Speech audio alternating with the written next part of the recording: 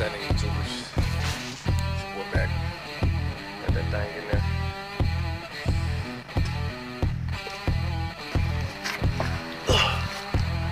Transmission in there.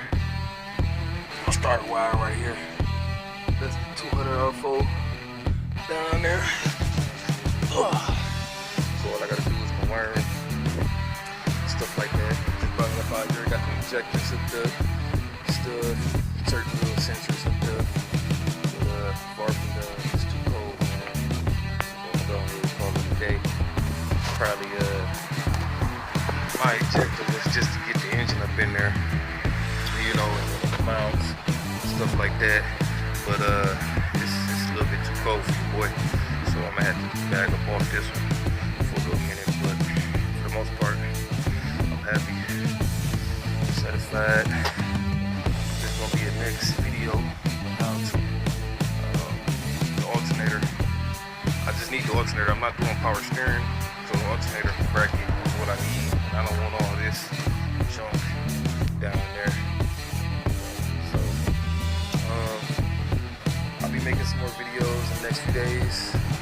Some more how-tos.